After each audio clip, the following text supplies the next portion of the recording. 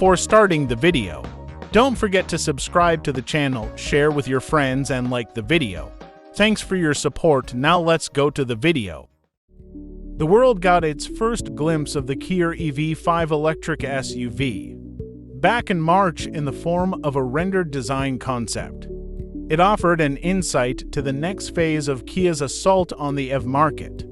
As a boxy mid-sized SUV featuring reverse-hinged rear doors and an impossibly thin front light signature, the former of which we suspected wouldn't make it to production. We were more hopeful for the latter. Then in August, we got a better look at what a production EV5 was going to be, with a production model in which we saw that surprise, the doors had reverted to type, but thankfully the beautifully updated tiger phase front end, featuring that jewelry-like light signature running across the hood, had made the cut. Now to the present day, specifically EV Day, a celebration of Kia's electrified future held in Seoul. That's where we got our first proper look at the production EV5 in the metal Kia calls the EV5. Aimed at mass-market adoption, a millennial lifestyle vehicle, but there's an important catch. Which Americans will get the EV5? Kia has been vague about who will be able to buy the EV5. The Korean automaker is considering exporting the EV5 to North America, but says there's no plan to produce the EV5 in North America. It speaks volumes that Kia used this specific language. After all, North America is not the same thing as the US, and tighter rules per the Inflation Reduction Act mean that EVs produced outside of North America don't qualify for the credit. While Kia has a manufacturing facility in Georgia, Kia doesn't plan on producing the EV5 there or anywhere else in the US. Kia will build the EV5 first in Korea and China and then later in Europe. Reading between the lines, we wouldn't be surprised if the EV5 is not destined for the US market. Although Mexico and Canada are possibilities, but nothing is yet official. What we know about the Kia EV5. Anyway, enough about hypotheticals, let's talk about what we know. EV5 will be based on the EGMP platform, just like its siblings the EV6 and EV9, as well as its cousins the Hyundai Ioniq 5, Hyundai Ioniq 6, and Genesis EV60. Interestingly, the EV5's specific version of EGMP will run revised electronic architecture at 400 volts.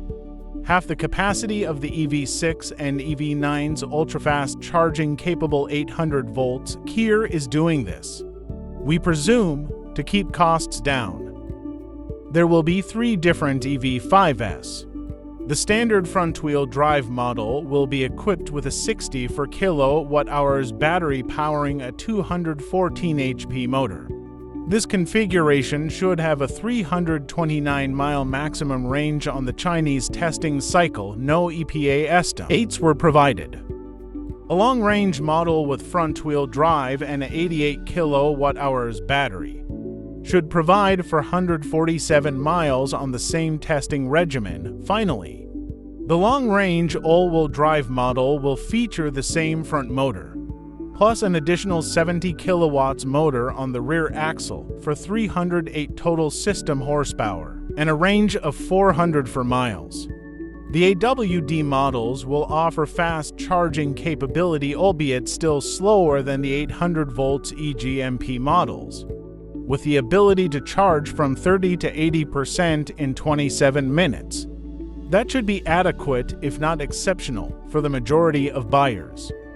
Many of the brand's great technological features will find their way into EV5, from the iPedal system for effective regenerative braking and one-pedal driving, to the revised VIC 2.0 controls found in EV9, which replace the fiddly system in the EV6 that requires a button press to switch between entertainment and climate controls. What a looker!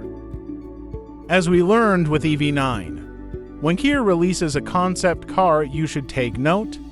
because that is invariably what the resulting production car will look like, so it's no surprise that not a lot has changed from the EV5 concept to this production car. Kia's design philosophy is one of opposites united. The idea that if you can take two contradictory materials, or lines, or even ideas, and make them work together, then you have created something new. This is one of the things lead designer Karim Habib and his team kept in mind while designing EV5. Usually I take flowery design ideology with a grain of salt. But in this instance I can see what they're on about. EV5 is all at once boxy, angular, mean, and masculine while also being soft and thoughtful. Event dainty in a strange way. On the inside, again, not a whole lot has changed from the release back in August. The middle part of the front seat, which looks a bit like a bench seat of old, is still less of a seating surface and more of a resting place for a leg or arm. There's no third seat belt in front, and there won't be except for the Chinese market. While we didn't get to experience it, no touching. The EV5's interior combines interesting material color and textural elements, and the inclusion of an inboard food refrigerator warmer is a nice touch for a sub-$50,000 vehicle. There's also full-fold flat second-row seating, so that you can sleep in your car. You know, millennial stuff.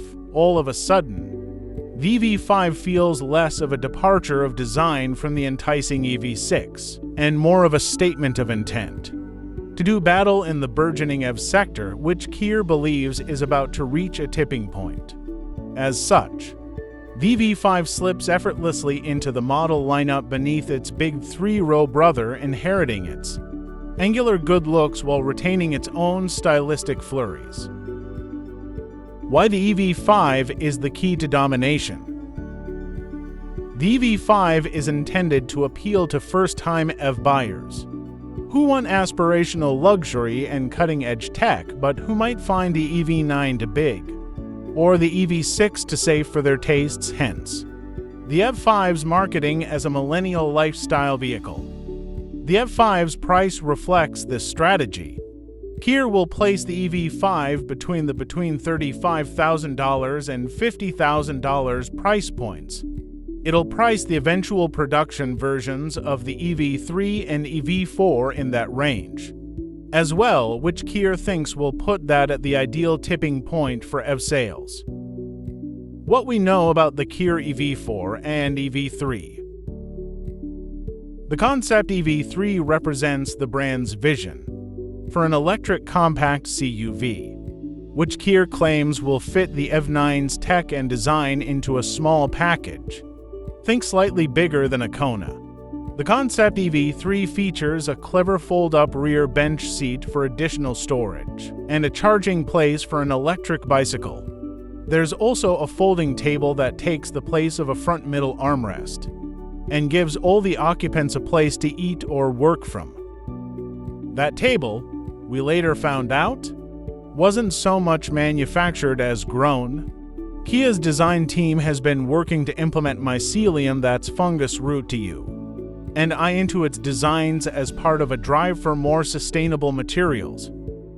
The concept EV4, on the other hand, is a new type of EV sedan with a sleek, low nose and an elongated tail, with a cavernous cabin in between. Both EV4 and EV3 are leather-free, as will every Kia from the EV9 onward, and feature interior materials inspired by sneakers. Moreover, there's a serious thought given to the interior spaces, with bold colors and interesting textiles that it's hoped will enhance the experience inside. Is it too soon to get excited? Maybe.